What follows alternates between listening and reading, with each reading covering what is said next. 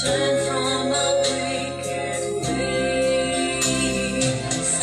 Father, in your mercy, forgive our sin. Father, in your mercy, come heal our land. Lord, heal our land. Father, heal our land. Hear our cry and turn our nation back to you. Lord, heal our land. Hear us, O Lord, and heal our land. Forgive our sin and heal our broken lands. Lord, heal our land. Father, heal our land. Hear our cry and turn our nation back to you. Lord, heal our land. Hear us, O Lord, and heal our land. Forgive our sin and heal our broken land. Father, hear our cry and heal our broken land.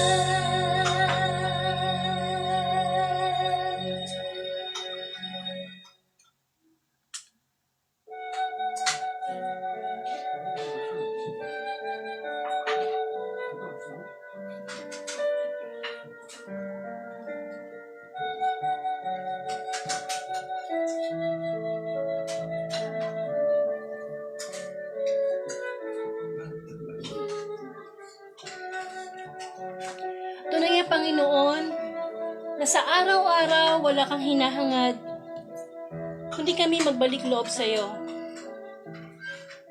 Ang bawat mabuting balita na ipinagkakaloob mo ay paanyaya sa amin ng pagbabalik loob, paghingi ng tawad, upang sa ganon, lagi naming malinis ang aming kalooban sa mga kasalanang araw-araw naming nakukumit. Ito ang gawain sinimula ng Panginoong Hesus, ang mangaral at magpagaling. Sama-sama po tayong manalangin sa ngalan ng Ama at ng Anak ng Espiritu Santo. Amen. Muli Panginoon, maraming salamat. Gabi-gabi na lang nakakasama ka namin upang dalhan kami ng pinakamahalagang biyaya mo sa bawat araw. At iyon ay ang makarinig ng iyong mga salita na nakapagbibigay ng hindi lang information, kundi transformation po sa amin. Sama-sama po tayo manalangin sa oras na ito upang sa ganon malinis natin ang ating puso, sapagkat yun naman ang gusto ng Panginoon, na habang tayo ay nakikinig ng kanyang mensahe, tayo nakahingi ng tawad sa kanya. Ama, patawarin mo po ko sa mga pagkukulang at kasalanang nagawa ko sa nakalipas na oras. Linisin mo ang aking puso kasama si Sister Imelda Ricare. Gawin mo lamang kaming daluyan ng iyong mensahe. Bigyan mo kami ng kababaang loob. Ikaw po ang gusto naming maitaas sa Facebook Live na ito. Ang iyong pangalan, ang iyong kapurihan, ang iyong kadakilaan, Panginoon.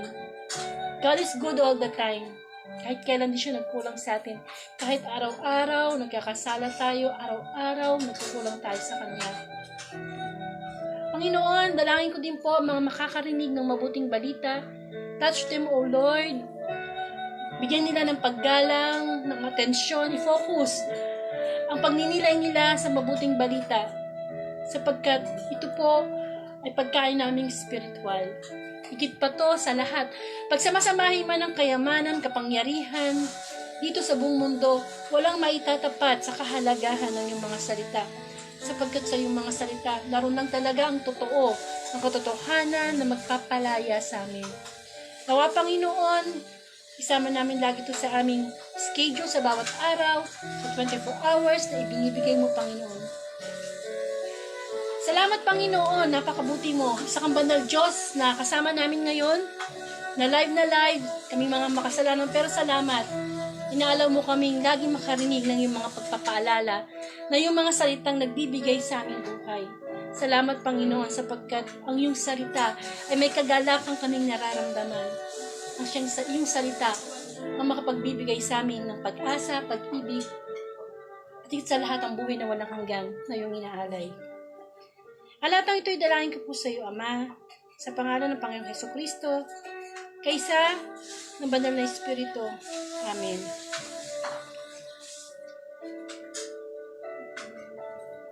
Bigyan po natin ng parangal ang mabuting balita.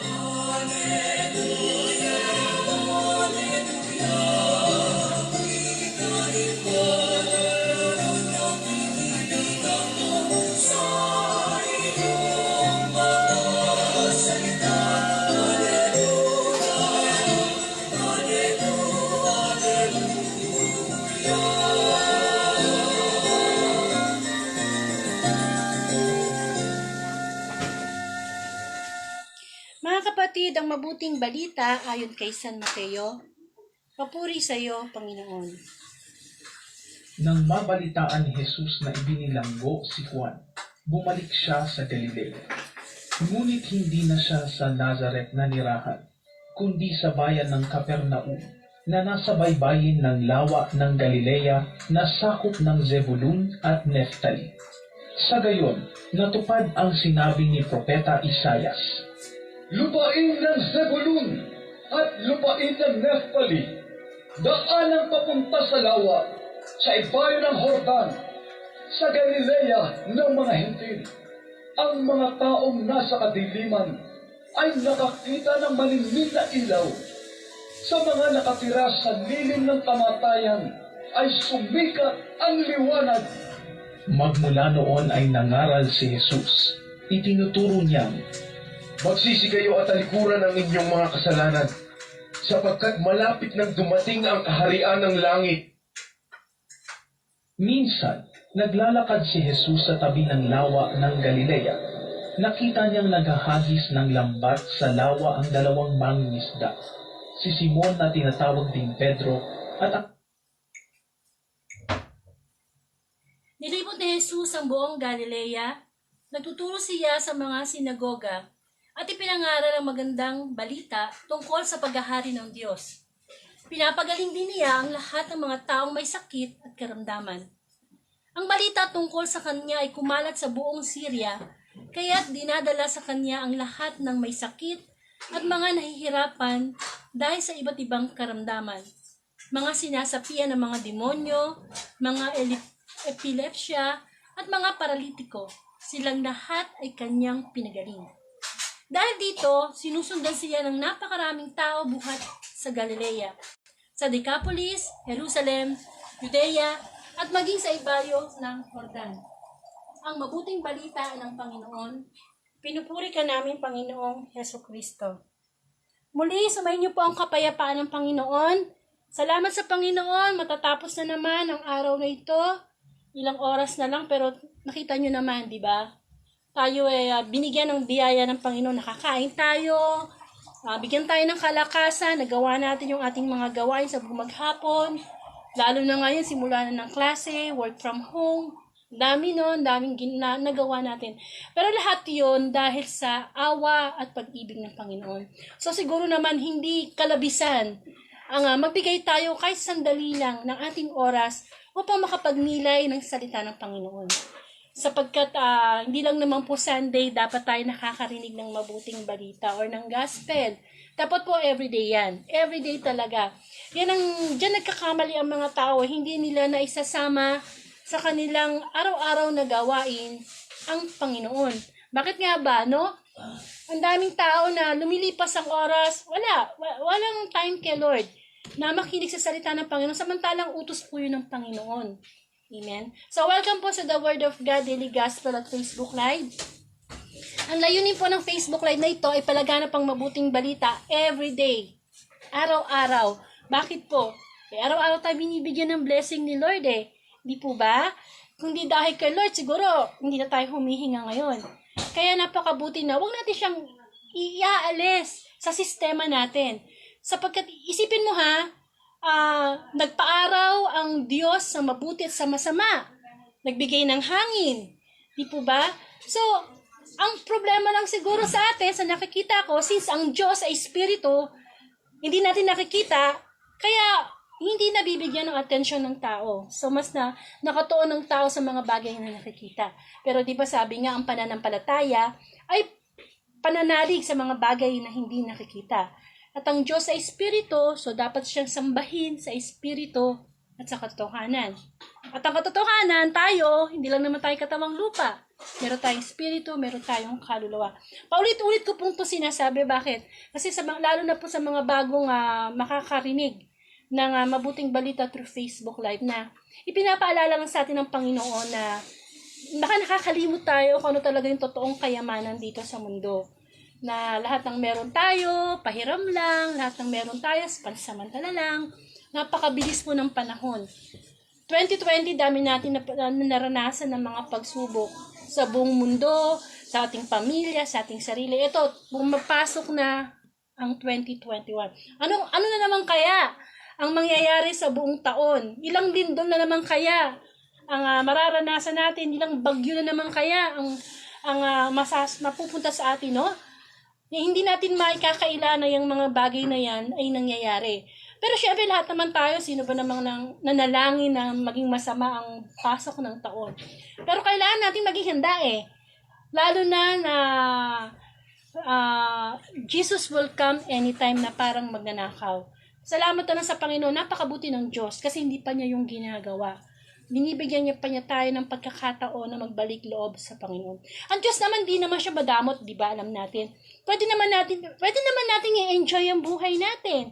Pwede naman tayo mag-travel, kung pwede na. Pwede naman tayong kumain ng mga bagay na masusustansya.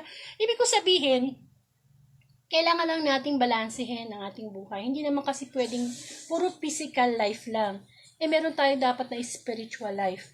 Amen. At itong pong gospel na narinig natin kanina ay mula po yan kay San Mateo chapter 4 verses 12 to 17 tsaka 23 to 25. Tungkol po to sa nagsimula na ang Panginoong Jesus sa kanyang gawain at nagpagaling at nangaral ang Panginoon. So, meron po yung mensahe sa bawat isa sa atin. Kumbaga, ang Facebook Live lang ito, daan para marinig natin yung gospel for the day. Pero meron tayong kanyang-kanyang pagninilay po, di po ba?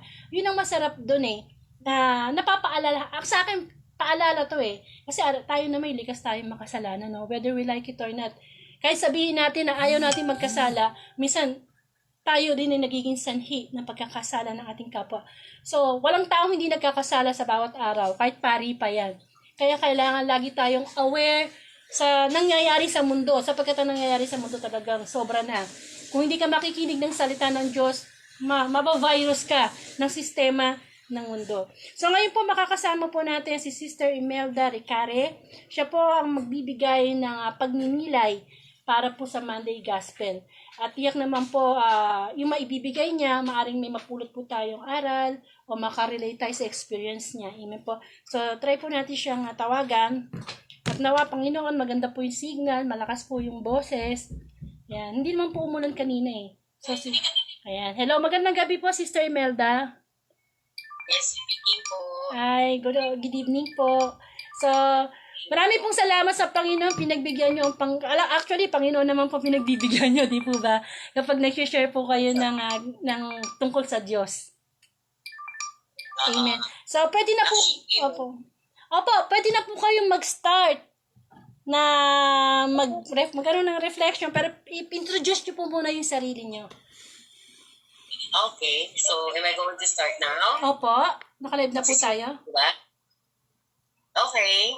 So, magandang gabi po mga kapatid. Ako po si Mel Putare, 54 years old, 3 taon ng katekista sa Diocese of Cubao. Actually, from Catechetal from the Church of Diocese of Manila. Then, ngayon po ay pasalukuyan naglilingkod sa Diocese of Cubao. Okay. Yan. Tapos, ngayon po, isa po ako, presently, na-assign po ako sa Immaculate Conception Cathedral of Cubao. So, yan po ang aking mission ngayon, magpahit ng balita. So, kahit po sa panahon ng pandemic, ang ipinapahayag po ng Ebanghelyo ngayon po sa ayon po sa aking pag-unawa, nagsimula po yung public ministry ni Jesus. So, kita po natin yung pagpapahalaga o kahalagahan ng mga sinimula ng St. John the Baptist. Kasi mapapansin po natin sa verse 12 ng chapter 4 ng Mateo na nung nabalitaan ni Jesus na nilang gusto Juan, bumalik siya sa Galilea. At tinignan po natin, nakaplano lahat kung ano po yung mission na gagawin ni Jesus. Sabi nga po ng St. John the Baptist, siyang naghanda ng daan sa pagdating ng Jesus. So sa pagdating ng Jesus, tinimulan ni Jesus sa verse 17 sinabi niya, nangaral sa pangangaral niya, siya niyo taligtan yung mga kasalanan sapagkat malapit nang magkari ang Diyos. This is the exact words ni St. John the Baptist na kung saan paulit-ulit na sinasabi, repent, no, magsisi. Kasi sa panahon ito ng pandemya, makikita po natin yung kahalagahan ng mabuting balita, napahig ng mabuting balita ngayon na kung saan lahat ay tawag, hindi lamang po talaga para magsisi sa ating mga nagpapang makita o ma-acknowledge natin yung kagalingan at kabutihan, kagandang loob ng Diyos sa ating lahat. Siguro para sa marami, masasabi po natin ang panahon ng pandemya simula ng March, no? Nung nag-lockdown, tayo nakaranas dito, higit sa bansang Pilipinas. Kami bilang mga kapista, actually, personally, nasa namin nawala na pinagkitaan. We are, yung source of income natin talagang na-cut siya since parang pag tinignan po natin ang sama pa karanasan, diba? Nawala ka ng mga financial sustenance para sa mga personal na pangangailangan. Pero pag pinagnilayan natin mabuti at iugnay natin sa sinasabi ko sa ngayon, ano mabuti ba?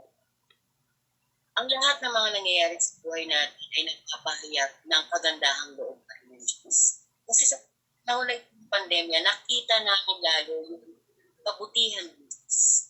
Hindi namin tayo, wala ka ng wala ka ng mga dati mong ginagawa, yung mga nakakabili ka ng mga matutunan na bagay, pero yung kasimplihan, kayakan, at yung nag-umiting yung pagpapahayag ng mabuting balita. Actually, dito po, bilang isa ng diocese po, sa ako sa nabiyaya na kabahay, saan dito po kami sa Antipolo na binahagi sa amin ng studio ko at lahat po ng mga nagsimula nito na sa Senior Dance Santa Maria at sa presence na namumuno ni Father Ronnie Santos na-insert po ngayon at masigasig na kahatid ng tulong siya po kasi ang SSDM.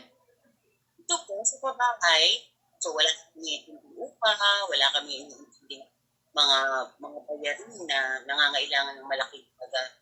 Dito po kami magtanim, magsama-sama. Bakit ito pinapakita na pangit na ang epekto ng pandemya sa buhay natin. Na nasasabi na sa pagpapahid ng mabuting balita na iuugnay mo rin sa karanasan mo. Ay mo sa kasalukuyang nangyari sa atin ngayon.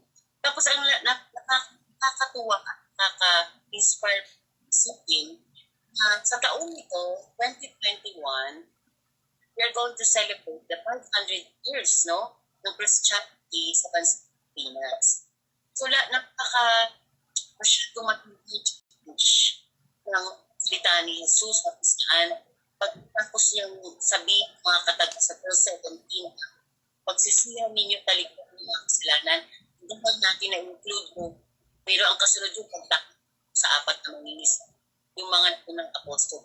Tapos, i-discuss na yung pangangkat niya, ng may kapangyarihan, yung pagpapagaling niya sa mga may sakit, yung pagbibigay niya ng pag-asa sa lahat ng mga sa pamamagitan ng pagbibigay ng buhay na pinapakita na itong pananampalataya na ay nandirito na sa bawat isa sa atin. Pinapahayag na ang Diyos talaga ang pinakabigyan sa lahat at hindi tayong tinatawagan para makapaglingkod ng buong katapatan. So, ibig sabihin, ayon sa akin sarili na natin, pinapakita na makakapaglingkod tayo ng buong katapatan kung tayo rin ay matututong tumingin ng tawad, magiging tapat sa amin. Yung katapatan sa Diyos, yun ang talagang nakakalingkod, pero madalas doon tayo nag-50. Yung faithfulness kay God. Paano natin masasabing mahal natin, sumasampalataya tayo sa Kanya. Pero pag dumarating na yung matinding pagsubok, pag dumarating na yung mga mabibigat na problema, nakakalimutan na natin na tawagin talaga kung sino yung natin tutulong sa atin. So, hinihangan na ng ating sarili, puso, nagay palinisan ng ating puso at napakahalaga para sa pagpapahatid ng mabuting balita.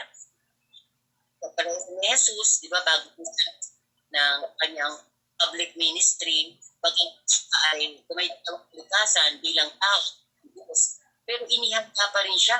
Kasi bago tayo dito sa gospel na ito, dito sa Matthew chapter 4, verses 12 and the following, nagsimula muna siya sa kanyang araw na pananalangin at pag-aayon. So talagang paghahanda.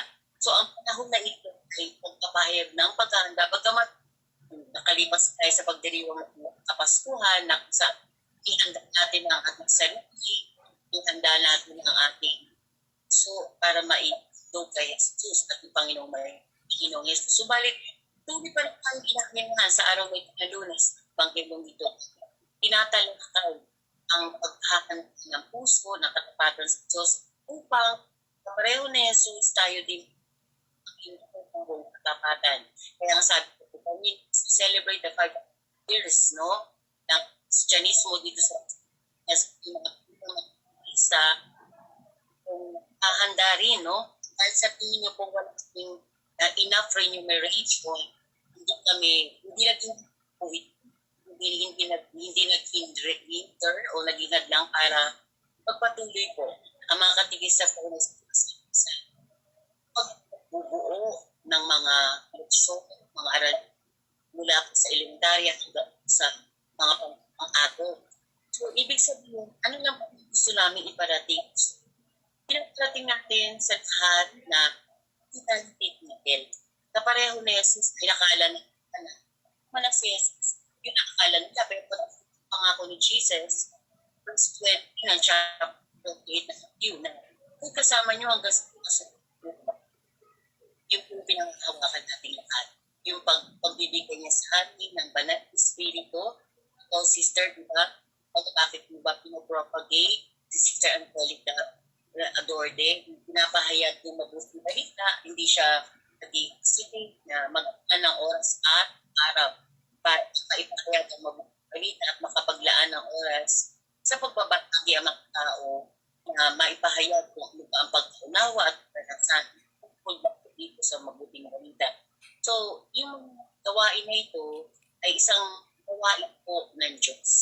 Kung tayo ito, kung tayo mga ginagawa natin, hindi yung magagawa natin, yung mga kagandahang loob na sabi ko. As we comply this sinasabi ni Jesus, matulungan yung kapwa gaya ng pagbibigay sa sarili. Kasi at wala namang kumbaga walang saysay ng pagkaalam natin sa salita ng Diyos. Hindi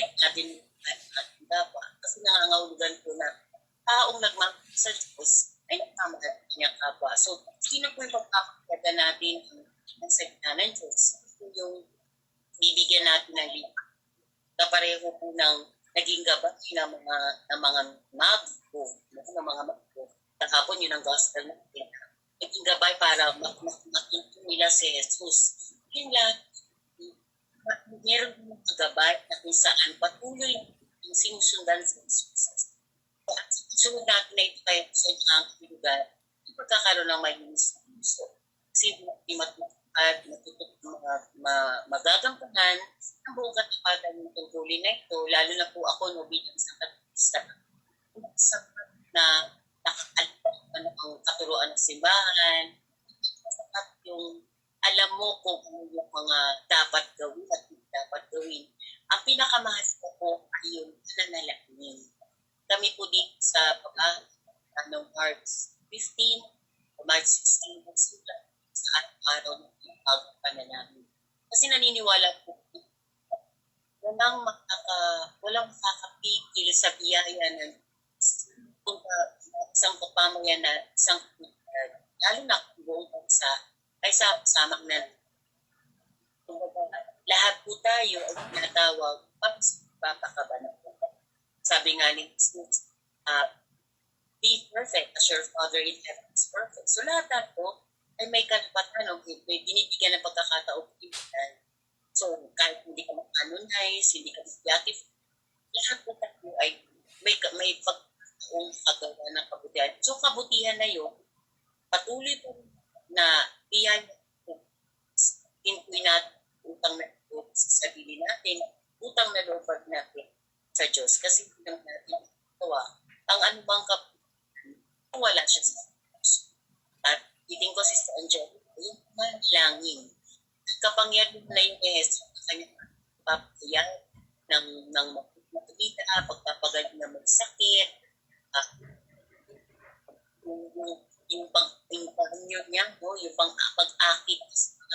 Yung malaking bagay po yun eh. Yung pag-akit na isang big question na iiwanan na sa baptista.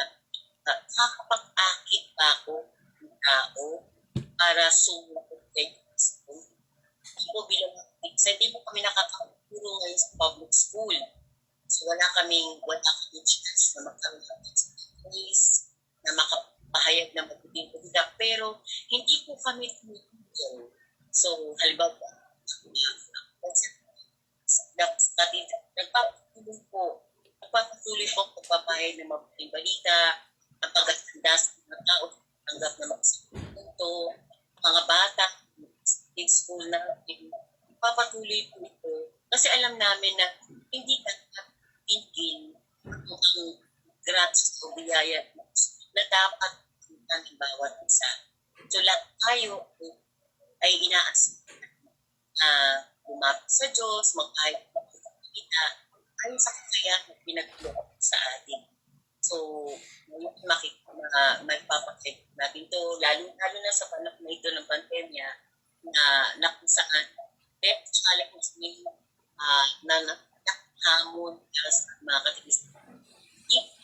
Sa taki o pananakit, mapitingan papahig na mabuting kita. Kaya po sa amin, bawat ay kasi wala ng sweldo, kahit ito magtrabaho, kung yun ang mo katigis. Ang isa, hindi sa ang patayan para magpatuloy ang pagpapahayag ng balita.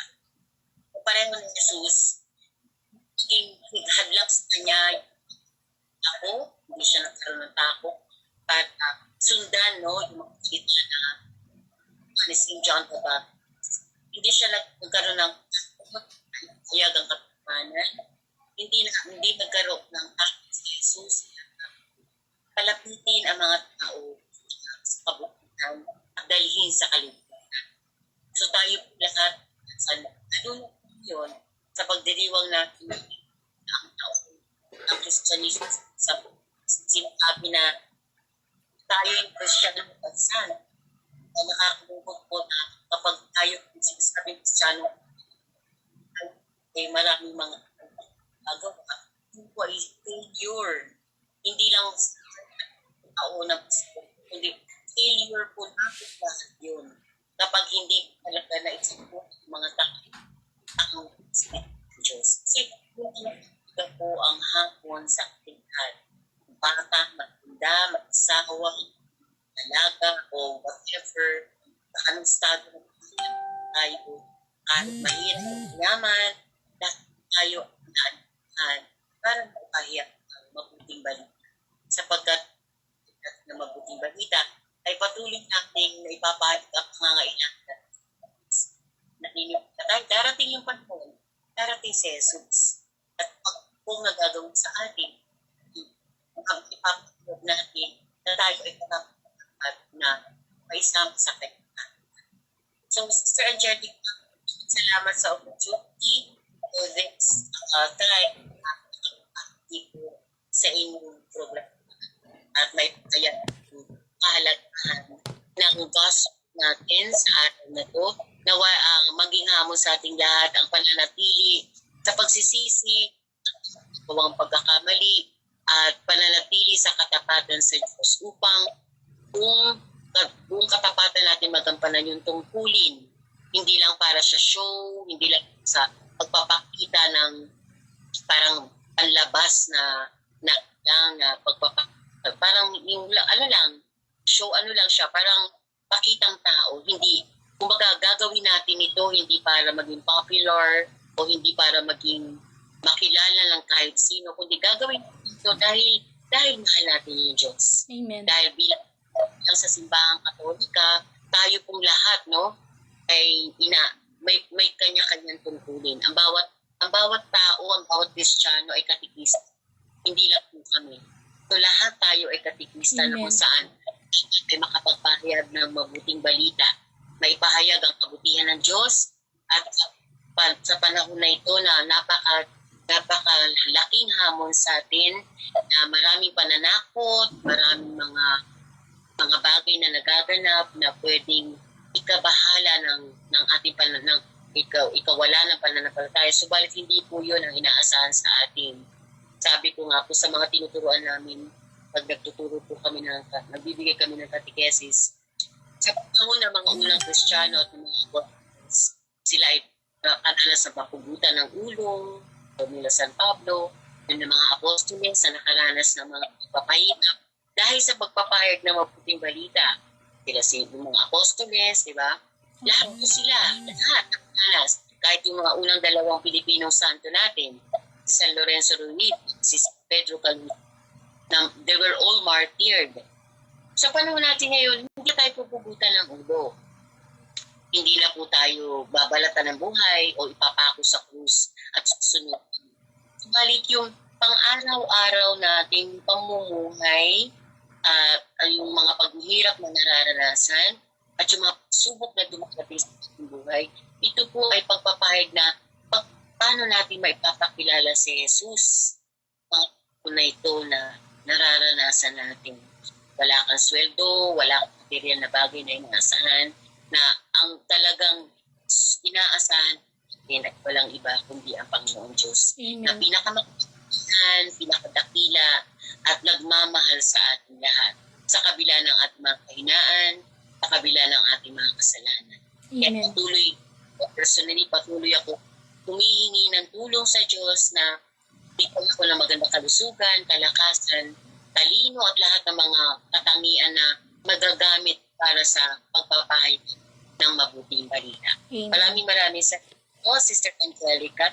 Rinaway, nagkaroon po ako ng pagkakataong makapagbahagi po ng salita ng Diyos at ng aking karanasan para lalo maipropagate o maipahayag ang kabutihan ng Diyos. Sa Diyos po ang papuri. Maraming po salamat, Sister Imelda, sa pagbabahagi po nyo bilang katikista na talagang nasa puso nyo yung pagpapalaganap ng mabuting balita. Yes. Amen. So, maraming po Still with you. Congratulations din po. Keep it up. Natutuwa po ako sa inyong programa kasi binibigay talaga ng 2 oras kasi ano po yan, no? Panahon talaga yan. Na talaga yung commitment nyo, imagine every day, no?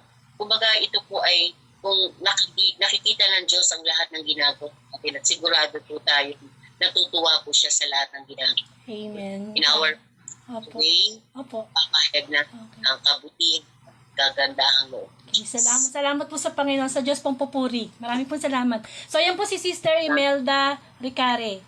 At meron po tayong natutunan sa kanyang pagpapahayag ng mabuting balita. Ako naman po, ang nakita ko pag ninilay doon sa gospel po ngayon, Monday Gospel, tungkol nga po to sa nagsimula na ang Panginoong Jesus sa kanyang gawain. Alam po nyo, ang Panginoong Jesus, napakasipag niya pagdating sa gawain sa Panginoon. Talagang yung kanyang purpose kung bakit siya nagkatawang tao, talagang ginampanan niya. Mula pa lang sa isinilang siya hanggang sa namatay siya, di ba? Talagang nandoon, napupuspos siya ng Espiritu Santo. At ang kanyang, ano ba yung kanyang usualing ginagawa? Araw-araw nangangaral siya, nagpapagaling ng mga may sakit, yung may mga nahaalihan ng demonyo na kinakast out niya, nakakabuhay siya ng patay. Amen. So talagang naging tanyag siya, marami siya naging followers. At syempre, hindi naman lahat na please niya. Meron din talagang bumabati ko sa kanya, lalong-lalo na kung sino pa yung mga nasa kautusan, o nag-aral ng kautusan, yung mga pariseyo, yung pa ang laging bumabati ko sa kanya, umahanap ng pagkakataon para siya yung masilo. Pero, ang Panginoon ay nangangaral para magpagaling at nagpapagaling habang nangangaral. So, kamukha po ngayon, nakikinig po tayo ng Facebook Live ng Monday Gospel. Naniniwala ako na habang tayo po ay nakikinig, ang Diyos ay nag-execute ng himala. Ang Diyos ay nag-execute ng pagpapagaling. Ang Panginoon, sige, alam naman natin mga tao, kapag imaginein mo ang Panginoong Jesus, nagpagaling siya nung bulag, nakakita. Hindi ba nakakaano yun? Talagang himala. Talagang ma-amaze ka. O kaya yung demonyo, napaalis niya. Talagang yun. Himala talaga yun. Himalang maituturing natin. Pero, higit pa doon ang gustong ibigay na himala ng Diyos sa atin. Higit pa sa nakakita yung bulag, nakalakad yung pilay, nabuhay yung patay. Higit pa doon yung pong ikaw, ako, nagbalik loob sa Panginoon, gumaling ang spiritual, yung mga spiritual nating kasalanan, gumaling, dahil tayo ang naging gamot natin ay ang salita ng Diyos. Yun ang pinaka-the best na himala na pwedeng ma-receive ng isang tao. Kasi yung makalakad ka, napilay ka, darating din naman ang time na mamamatay din naman yung taong yun. Pero ang gusto ng Panginoon talaga, yung spiritual natin, kasi maraming tao na malakas, maraming tao na walang sakit, pero hindi nila alam, spiritually, ang dami pala nilang karamdaman. Meron tayong karamdamang bulag spiritual, binging spiritual. Di po ba? May ketong spiritual. Yun ang hindi po natin napapansin kasi nga, hindi naman po natin nakikita. Pero kung tutuusin, everyday, ang dami nating sakit. Akala lang natin ngayong panahong pandemic, ang kinakakatakutan talaga natin ay si coronavirus. Kaya katakot-takot na pag-iingat ang ginagawa natin, no? Ang alcohol ngayon, dati hindi naman masyadong pinapansin yan. Makikita mo lang sa ospital, di ba? Pero ngayon, lahat ng bahay, may alcohol. Di po ba? Parang kasarap ngayon mag-business ng alcohol, no? Di po ba? Nagdi-disinfect tayo. Kasi konting sige, alcohol. Kasi ayaw nating magkaroon ng coronavirus. Sana ganun din tayo sa pag-monitor ng ating paggawa ng kasalanan, no? Talagang nandidiri tayo, umiiwas tayo. Kasi ang talaga namang virus na lagi natin kasama ay yung kasalanan. At yun ang gusto ng Diyos na pagalingin sa pamamagitan ng kanyang pangangaral. At ang Panginoon, yun ang kanyang naging purpose mangharal ng salita ng Panginoon, ng Ama sa Langit. Kasi marami nang pinadala propeta, hari, wala hanggang dumating na ang Panginoong Jesus. Nangaral siya. At anong ipinapangaral niya? Magbalik loob na ang mga tao. Di po ba? Sa panahon pa lang ni Juan Bautista, yan na ang sinisigaw ni Juan Bautista. Magsisi na kayo, magbalik loob na kayo, kasi malapit na ang paghahari ng Panginoon. At ganyan din ang ipinapangaral ng Panginoon. Sa everyday gospel natin, yun ang gustong ipadama sa atin ng Panginoon Yung tayo magbalik loob. Natandaan ko tuloy yung senaryo ng Panginoong Jesus ay nasa krus na ng Kalbaryo, no? Nakapako na siya sa krus. Meron siya di bang sinabi doon sa kanyang 7 last words. Sabi niya, Ama, patawarin mo sila kasi hindi nila alam ang kanilang ginagawa. Hindi ba? Sa huling yugto ng kanyang buhay, wala pa rin siyang inisip, kundi ang pagpapatawad sa isang katauhan. Ibinigay niya ang kanyang buhay para tayo patawarin. Ako, ang interpretasyon ko doon sa sinabi ng Panginoon na, Ama, patawarin mo sila sapagkat hindi nila alam ang kanilang ginagawa. Tayo ba hindi pa talaga natin alam yung ginagawa natin? Yung mga kasalanan ba na ginagawa natin, hindi ba talaga natin alam yon? Alam natin yon. Para sa akin, ang ibig sabihin ng Panginoon nun, Ama, patawarin mo sila, hindi nila alam ang kanilang ginagawa. Ibig sabihin, yung magiging resulta, yung magiging parusa, which is yung impyerno. Yun. Paano? Yung mga resulta ng ginagawa natin dahil hindi tayo nagbabalik loob sa Panginoon, paano yung impyerno na pupuntahan natin? Na araw at gabi, liquid fire, dagat-dagatang apoy, parusa. Doon tayo iniiwas ng Panginoon. Hindi po ba? Hindi natin alam yung eksaktong kalagayan. Pero nakita naman natin mismo sa Biblia, di ba nakakatakot? Di po ba? Na makakasama mo doon, iba't ibang klaseng demonyo, andun si Satanas, andun yung mga kagalit mo, lahat ng tao makakasama mo doon. Puro galit, puro may inggit, mamamatay tao, ng rape, di po ba? Ayaw ng Panginoon yun eh. Kaya nga binibigyan tayo ng pagkakataon ng Diyos na makarinig ng mabuting balita para tayo magbalik loob. Kaya nga dapat hindi lumilipas ang isang araw na hindi tayo humihingi ng kapatawaran sa Panginoon. Kaya nga nilagyan ko siya ng hashtag 100% mirror of 100% repentance. Nasubukan na ba natin minsan tumingin sa salamin? Di po ba? Araw-araw naman siguro nakakatingin tayo sa salamin, no? Bakit? Kasi tinitingnan natin, ano bang ayos ko? Baka may dumi yung mukha ko? Hindi po ba? Sana ganun din tayo sa pagtingin sa ating budhi, sa ating konsensya. Ginagawa ba akong kasalanan sa kapwa ko? Meron pa ba akong galit? Nakapagpatawad pa ako? Alam niyo po, ang isa sa mga topic na gustong-gusto ko na itinatopic, yung about forgiveness. Yung about pagpapatawad. Yung about paghingi ng tawad. Hindi po ba? Kasi ang Panginoong Jesus, wala naman siyang kasalanan. Napaka-perfecto niya eh. Pero ibinigay niya yan. Yung kanyang buhay. Para tayo patawarin, makalapit tayo sa Ama. Di po ba? Kung hindi niya ginawa yun, kahit anong kabutihan ang gawin natin, tayo makakapasok sa langit eh. Kaya nga napakahalaga na lagi tayong humihingi ng tawad sa Diyos at lagi tayong nagpapatawad sa ating kapwa. Sapagkat ang hindi nagpapatawad sa kapwa, hindi rin patatawarin ng Panginoon. Kung anong takalan na ginagamit mo sa iyong kapwa, yun din ang gagamitin ng Panginoon. Kung huwag kang tumingin sa puwing ng iyong kapwa, tingnan mo muna yung puwing mo. Di po ba? Paghingi ng tawad. Amen? Kasi hindi na natin masabi. Ang panahon ngayon, pandemic, hindi na natin sigurado ang kinabukasan. Biglang na lang nagbo-boom yung mga sakuna, yung mga virus, kung ano-ano nagdumadating na virus sa mundo. Kaya kailangan lagi tayo nakakahingi ng tawad sa Panginoon. At ang paghingi natin ng tawad sa Kanya should be genuine. Yung tunay. Sabi nga the goal of repentance is heaven. Amen? Kailangan yung paghingi natin ng tawad sa Panginoon, totoo yun.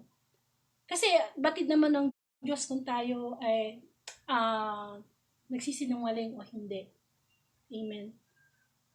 Malalaman mo lang na totoo ang paghingi mo ng tawad sa Panginoon kapag nagawa mo halimbawa yung kasalanan yun, nasasaktan ka. O bago mo palang gawin yung kasalanan yun, ikaw yung unang umaaray. Di po ba yung mga nanay, kapag sasabihin natin sa ating mga anak, ay ako na lang saktan mo, wag lang yung anak ko. Kung yun na tayong tao, nasasabi natin yun sa mga anak natin, ba't di natin masabi sa Panginoon na ako na lang masaktan, wag lang ang Panginoon ko? Amen po. Tayo ay binibigyan ng pagkakataon ng Diyos na makarinig ng daily gospel kasi Great Commission to eh. Di po ba? Ito hindi nating nagagawa samantalang meron na tayong mga cellphone. Ang dali-dali na magpalaganap ng mabuting balita ngayon. Di po ba? Tayo nilikha ng Diyos Para ano? Ang una nating trabaho ay paglingkuran ang Panginoon. Yan dapat ang una nating ginagawa. Kasi araw-araw naglilingkod sa atin ng Diyos. Araw-araw tayong binibigyan ng proteksyon, ng pagkain, ng buhay. Ang trabaho ng Panginoong Hesus noon, wala siyang ginawa. Sige, pangaral ng salita ng Diyos, pangaral. Tapos ang ginagawa, nagkaroon siya ng alagad. Anong ginagawa ng mga alagad niya? Ipangaral ang mabuting balita. Namatay na yung mga alagad niya. Nag-transfer na yan sa saling lahi. Hanggang dumating na sa lahi natin na 2021, tayo naasahan ba ng Panginoon? Na ipalaganap ang mabuting balita? Nasisimulan ba natin yung ating gawain? Amen? Hindi naman kinakailangan maging preacher ka, maging teacher ka, maging pari ka. Maraming paraan para maipalaganap natin ang mabuting balita. Kamukha nito, nakikinig kayo. E di pagkatapos yung makinig ng Monday Gospel o Everyday Gospel, i-repost nyo. O i-post nyo sa timeline nyo para yung mga Facebook friends nyo naman makarinig. Kasi ang salita ng Diyos dapat ang nagva-viral eh. Kasi utos to ng Panginoon eh. Di po ba? Nagbigay na ng magandang halimbawa ang Panginoong Hesus. Dapat sundan na natin. Amen? Kasi ang mundo ngayon puno na ng kadiliman. Saan tayo kukuha ng liwanag? Sa salita ng Panginoon. Magbago na tayo ng isip. Huwag na tayo umayon sa takbo ng mundong ito. Hindi lahat ng ginagawa na nakikita natin sa social media tama. Di po ba? At mahirap maglingkod sa Panginoon kung di tayo nagbalik loob. Kung minsan nga, kung sino pa yung masama, adik, rapist, mamamatay tao, kapag tinawag ng Diyos, grabe kung magbalik loob sa Panginoon. Diba? Wala na tayong may kakatuwiran sa Diyos. Hindi natin pwede sabihin ng Lord, ang sama-sama ako ng tao, mamamatay ako, nirape ko to, ganito, ganyan. Hindi eh. Sapagkat ang Panginoon ay mapagmahal at mapagpatawad. Kaya nakakahiya sa Panginoon kapag tayo, hindi tayo marunong magbigay ng patawad sa ating kapwa, lahat naman tayo makasalanan. Diba? Kapag ang tao ay nagkakasala sa atin, huwag natin silang husgahan. Diyos, trabaho lang ng Diyos yun eh. Di po ba? Kapag nagkakasala ang tao, bigyan natin sila ng awa, ng habag, kamukha ng habag na ibinibigay ng Diyos kapag tayo nagkakasala. Sapagkat sa bawat tao na nagkakamali at nagkakasala, sila ay may espiritual na karamdaman. May karamdaman silang espiritual ng galit. May karamdaman silang espiritual ng ingkit. May karamdaman silang espiritual ng pangangalunya, pagnanakaw, pagpatay. May sakit eh. Diba?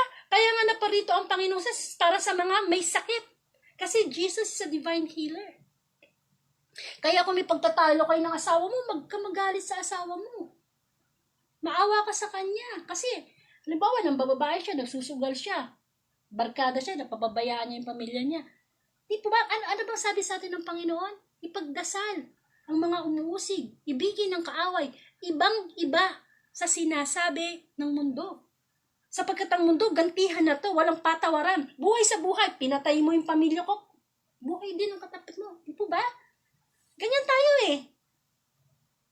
Pero tayo kung makahingi ng habag sa Panginoon, grabe. Di po ba? Binibigay sa atin ng Diyos ang pagpapatawad. Pero tayo ba nagpapatawad? Baka naman 2020-2021 na, may galit pa dyan. Baka bukas di ka nagisingin ng Panginoon. Humingi ka ng tawad sa Diyos. Di po ba? Lahat ng mga pain na nararamdaman natin, lahat ng masakit na ginawa sa atin ng kapwa, i-forward mo lahat yung kay Lord. Siya bahala. Di siya natutulog, alam niya yan. Ang gawain lang natin, ang trabaho lang natin, magpatawad, gumawa ng mabuti, magpalaganap ng mabuting balita. Doon tayo mag-focus. At hindi natin magagawa yun kung wala tayong kababaang loob. Amen? Kung wala tayong kababaang loob, mahirap humingi ng sorry sa taong siya naman ang may kasalanan. Kung wala tayong kababaang loob, ang hirap humingi ng sorry kay Lord. Lalo na kung nangangatwiran tayo. Amen? Kung minsan, sa sobrang sakit na ginawa sa atin ng kapwa, minsan yung salitang sorry lang eh. Di ba nakakais ng pain yun? Kahit wala na explanation. Lagi ko nga sinasabi, 3 salita lang ang mahalaga sa mundong ito. I love you, I'm sorry, thank you. Kahit wala na explanation yan, basta galing sa puso. Di po ba? Kaya ang mabuting balita ay nananawagan ng pagbabalik loob. Amen? Lahat ng gospel, pagbabalik loob yan. nagpe-perform ng himala ang Panginoon. Naniniwala ako na kung ikaw ay seryosong makikinig sa mabuting balita, unti-unti hindi mo lang napapansin. Magkakaroon ka na ng interes sa salita ng Panginoon. Amen? Kasi nagpe-perform ng himala ang Diyos. Hindi, siguro nga hindi tayo bulag pisikal, hindi tayo pilay pisikal, hindi tayo naaalihan ng demonyo. Pero nagpe-perform ng himala ang Diyos ngayon sa ating mga puso na magbalik loob. Amen? Sapagkat kung tayo nagkakasala, naaalihan tayo ng demonyo. Hindi po Holy Spirit ang nasa atin. Hindi po ba? Sana yun ang maunawaan natin. Na napapabayaan pala natin ang ating spiritual life. Puro physical life lang na pansamantala. Puro physical life na naiiwan. Na kahit mayaman ka, kahit tanyag ka, pagpatay mo, pag namatay ka, wala tayong may dadala. Pagharap natin sa Panginoon, sa maghuhusga sa atin, wala. Di po ba? Kaya napakabuti ng Diyos. Napaka-fair niya. Hindi niya tinitingnan kung ano yung talino mo, kung ano yung yaman mo. Tinitingnan niya ano yung puso mo. Handa ka bang tumanggap? Handa ka bang magpatawad?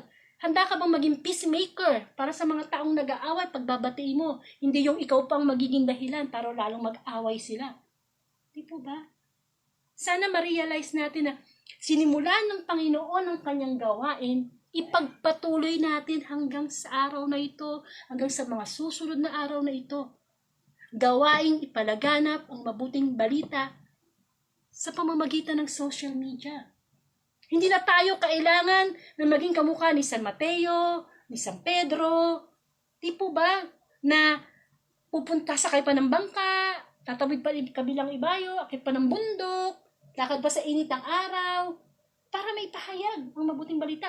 Kahit nandito lang tayo sa kama natin, sa kinalalagyan mo, kayang-kaya nating ipalaganap ang mabuting balita. Sinong gagawa nito? Ako, ikaw.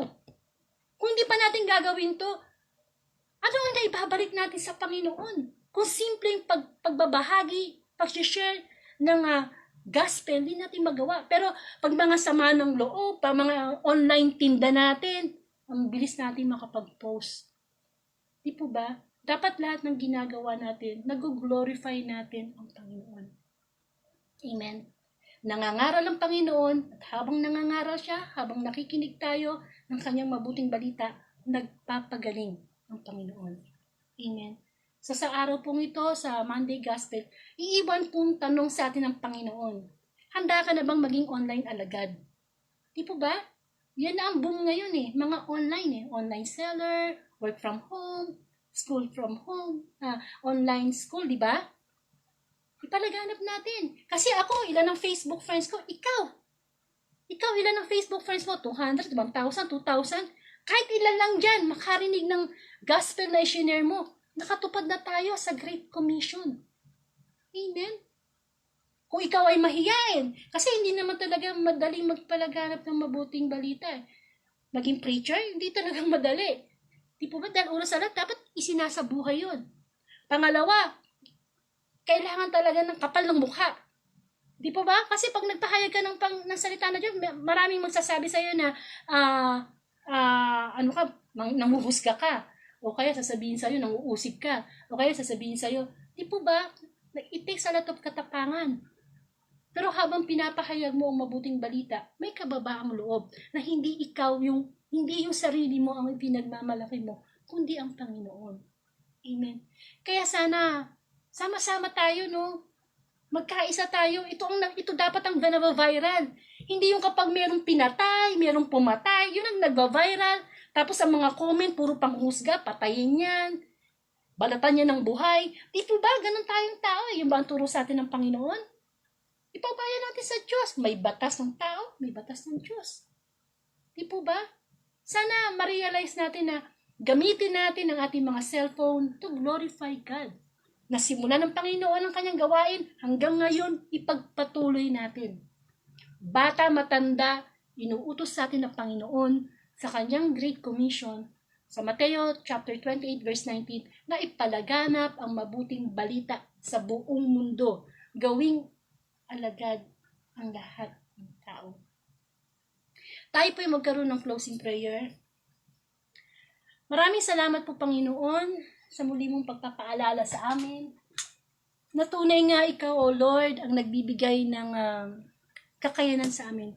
Wala kaming magagawa kung wala ka. Likas kaming makasalanan, pero salamat Panginoon. Muli may pinapaalala sa amin na napagtagumpayan ng Panginoong Hesus ang lahat. Naranasan niya ang malungkot, naranasan niya ang magalak, kasi dinanas na yun upang maunawaan niya ang mga damdamin naming mga tao. Kaya walang imposible sa Panginoon. Amen. Wala. Napagtagumpayan niya ang mundo, mapagtatagumpayan din natin. Kung patuloy lang tayo magbibigay ng kababaang loob, araw-araw nahihingi ng pagpapatawad sa Diyos, at araw-araw din na magpapatawad sa ating kapwa. Amen. Lord, marami pong salamat sa pamilya ko na palagi mong binibigyan ng patnubay ng iyong mga salita ang aming gabay. Pinapanalangin ko din po ang pamilya Tan, pamilya Atsitwab, pamilya Enriquez, pamilya Cocoyes, pamilya Kunana, pamilya Lopez, pamilya Parula, pamilya Navarro, pamilya Biray, pamilya Abella, pamilya Balosa, pamilya Ricare, at lahat po ng mga Facebook friends ko, at lahat po ng pamilya sa buong mundo nawa. Kami ay magpalaganap ng iyong mabuting balita gamit ang aming mga cellphone. Salamat sa oras, sa 24 hours na ibinibigay mo. Nawa, Lord, kung nakakapag-chat kami, nakakapag-video call, magkaroon kami ng communication sa iyo, Panginoon. Na manalangin kami sa iyo, humingi ng tawad. Yan ang paraan mo para kami makipag-usap sa iyo. At ang pakikipag-usap mo naman sa amin ay kapag kami nagbabasa ng Bible at nakikinig ng iyong mga salita.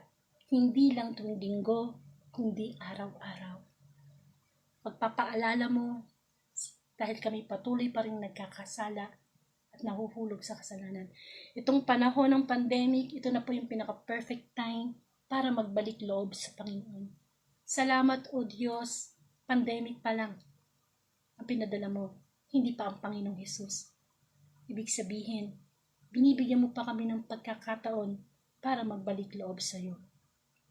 Tayo po manalangin sa panalangin tinuro ng Panginoon. Ama namin, sumasalangit ka, sambahin ang ngalan mo, mapasa amin ang kaharian mo, sundin ang loob mo dito sa lupa para nasa langit. Bigyan mo po kami ng aming kakanin sa araw-araw, patawarin mo po kami sa aming mga sala, para ng pagpapatawad namin sa nagkakasala sa amin. Huwag mo po kaming pahintulot sa tukso, at hiyadya mo po kami sa lahat ng masama. Amen. Sa ngalan ng Ama at ng Anak ng Espiritu Santo. Amen. Amen. So maraming pong salamat. Konting announcement po. Ayun nga, ang nakuha ko pong mensahe ng Panginoon, pinagtatrabaho po tayo ng Panginoon. Meron po tayong gawain. Kung napaglilingkuran natin ang ating pamilya, unahin natin ang Panginoon. Seek first the kingdom of God. Love God above all. Unahin natin siya. Huwag natin siyang ihuli sa ating prioridad. Di po ba? Kasi bawat kilos natin, siya naman nagsusupply eh. Ba't natin siya hinuhuli?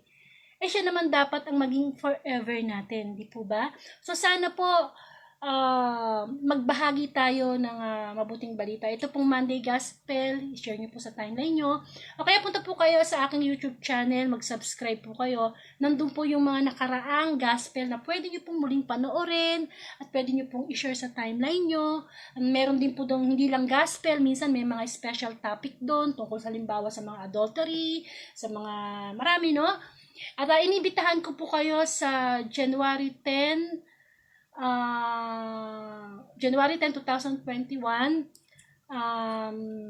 Ang guest ko po ay si Brother Ding Alban at ang topic po namin ay tungkol sa mga kasalanan na normal na ginagawa ng tao na akala natin tama pero kasalanan. Nagets niyo ko? Kasi usually sa mga gospel, ang madalas nating nadidinig yung mga tungkol sa 10 utos ng Diyos, yung huwag mga lunya, huwag magnakaw. Ang topic naman po sa January 10, 1 o'clock in the afternoon po yun, kasama si Brother Ling Alban, ay yung mga normal na ginagawa natin, akala natin tama sa paningin ng Diyos, pero kasalanan po yun. Yun po yung hindi madalas matopic eh. Kaya sana po inibitahan ko po kayo sa January 10. And kung bibigay ni Lord ang January 5, 2021 Tuesday Gospel, makakasama naman natin si Sister Teresita de Guzman. Amen. So, maraming pong salamat at patuloy po tayong magkaroon ng desire. Alam mo yon, appetite. Yan, appetite na hanapin natin ang salita ng Panginoon. Kasi ito po yung talagang kayamanan. Ito yung totoong kayamanan na dapat nating iniimpok sa ating puso. Amen. Tsaka pag aware po tayo sa salita ng Panginoon, kapag meron tayong mga kasalanan o kahinaan, mare-remind tayo na, teka muna, hindi yan ang gusto ng Panginoon. Maring gusto yan ng mga tao, pero hindi yan ang gusto ng Panginoon. Yun po yung hangarin. Yun po yung layunin ng Facebook Live na ito. Maraming pong salamat. Huwag niyo pong kalimutang magdasal. Bago matulog, humingi ng tawad sa Panginoon. Napakahalaga po niyan.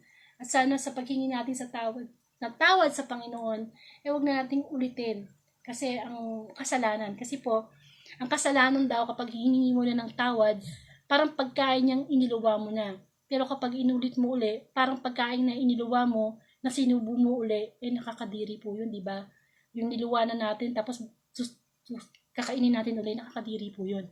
At saka ayaw ng Panginoon ng maligamgam. Ayaw niya yung sala sa init, sala sa lamig. Gusto niya, kung mahal natin siya, itodo mo na, 100%. Di po ba? Hindi tayo pwedeng maging mabuti, tapos mamaya masama na naman, mabuti, masama. Dapat sa bawat araw, kung good tayo ngayon, better tayo sa susunod na araw, best tayo sa susunod na araw pa. Di po ba? Mabuti po ang Panginoon, huwag tayo mag-alala. Yung mga pagsubok po na naranasan na sa 2020 at kung ano pa man yung pagsubok na mararanatin sa 2021, basta yung salita ng Diyos na sa atin, hindi po tayo mawawala ng pag-asa sapagkat lahat ng pagsubok dito sa mundo ay may katapusan. Ang paghandaan natin ay ang buhay na walang hanggan. Maraming pong salamat. To God be the glory.